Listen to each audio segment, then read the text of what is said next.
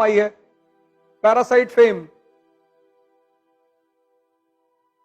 एक नया टाइप का पैरासाइट आया, उसको पैरासाइट फेम बोलते हैं। तो तुम्हारा अगर यूट्यूब पे बहुत नाम है ना, तो तुम्हारी कोई लाइन निकाल के तुम्हारी बेइज्जती करवाएगा, उससे उसके यूट्यूबर ज्यादा बढ़ जाएंगे। उसको बोलते हैं पैरासाइट फेम। उसका एक ही काम है कि जितने लोग यूट्यूब पे ज्यादा फेमस है उनका निकालो और उनको कंट्रोवर्सी पैदा करवाओ। तो तुमने 10 लाइन बोली, एक लाइन उसमें से निकाल लेगा कोई। अब तुमने कहा औरतों को मारा ही जाना चाहिए, उससे पहले तुम कह चुके हो ऐसा सामंतवादी कहते थे, उसको काट दिया और वो लाइन निकाल ली कि ये देखो औरतों के प्रति इनके विचार।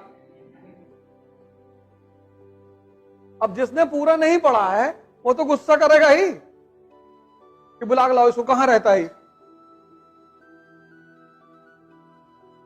ऐसे लोगों को कहते हैं पैरासाइट फेम। सबके बारे में वो बेचारे एक बाबा जी हैं धीरेन्द्र शास्त्री, उनको टारगेट करते रहते हैं।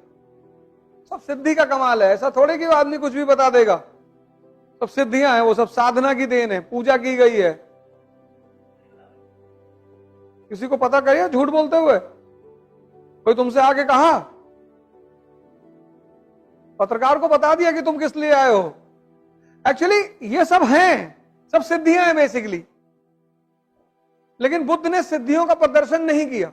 अध्यात्म की दुनिया में इसके प्रदर्शन को अच्छा नहीं मानते।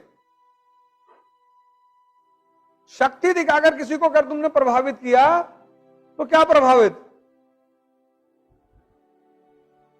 तो जो अध्यात्म की दुनिया है वहां इसको अच्छा नहीं मानते। लेकिन ठीक है, सिद्धियां हैं, वो एक साधना के स्तर पर आदमी में डेवलप हो जाती है, उसका कोई वो नहीं है।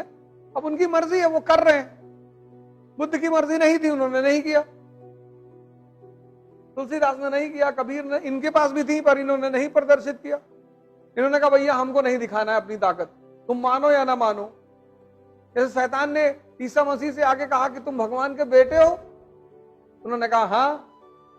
कहा तो इस पहाड़ से कूद के दिखाओ,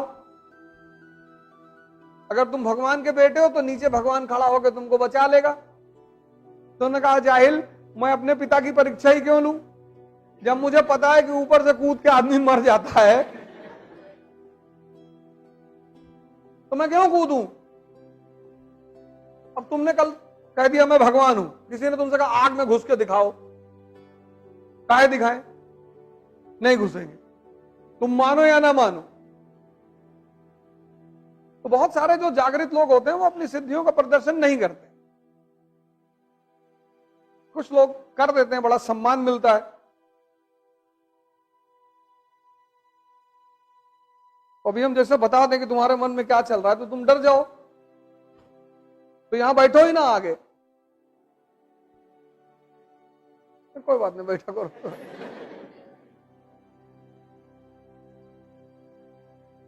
एक बार बीरबल जो है, जब अकबर की दरबार में गए पहली बार, तो ये आम आदमी थे बीरबल। अकबर ने कहा इनको दरबारी बनाना है, तो जो दरबार के सामान थे उन्होंने कहा नहीं, आम आदमी को यहां क्यों बिठाओगे। और अकबर को पता था कि आदमी बहुत तेज है, होशियार है। अकबर ने कहा मुल्ला से कि कोई रास्ता निकालो यार, इसको बुलाओ यहां। तो मुल्ला ने कहा हम सवाल पूछेंगे इनसे, अगर ये जवाब दे देंगे तो बैठा लेंगे। तो अकबर ने बीरबल से कहा कि तैयार हो, उसने कहा मालिक तैयार है। तो मुल्ला दो प्याजे ने पूछा कि बीरबल ये बताओ मेरे मन में क्या चल रहा है। बीरबल ने कहा सरकार हमको मालूम है आपके मन में क्या चल रहा है, आपके मन में चल रहा है कि अकबर अमर हो जाए, अकबर का साम्राज्य पूरी दुनिया में फैल जाए, दुनिया की सारी खूबसूरत औरतों से अकबर का विवाह हो जाए। अकबर ने पलट कर देखा मुल्ला की तरफ, हाँ क्या बोले हुजूर यही सोच रहा था।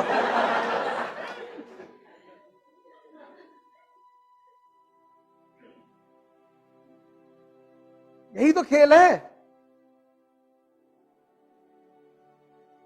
दुनिया में दो ही गिफ्ट भगवान ने तुमको दिए हैं, एक जवानी, एक दिमाग। जवानी क्रांति करने के लिए।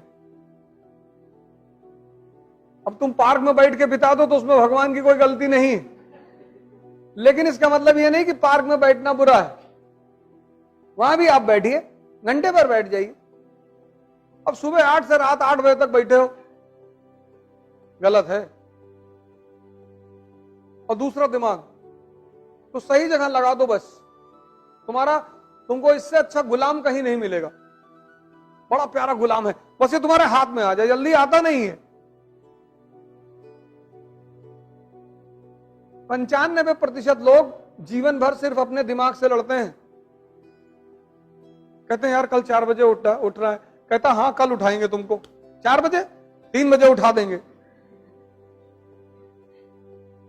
अब तुम रात में सोए कि या तो कहा है 3 बजे उठाएंगे, और जब 4 बजे घंटी बजी घड़ी की, तब ये कहता है कि 4 बजे क्या करोगे उठ के। तुमने कहा नहीं उठना है।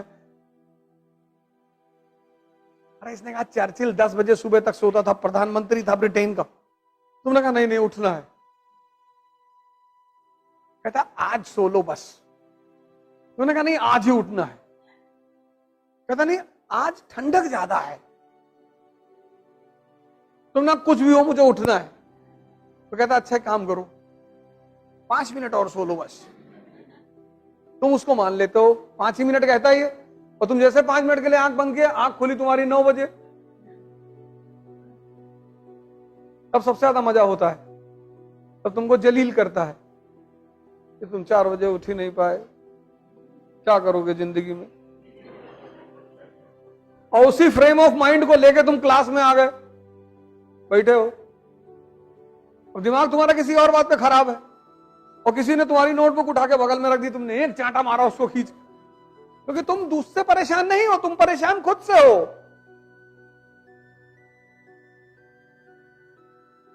यही सब तो हो रहा है।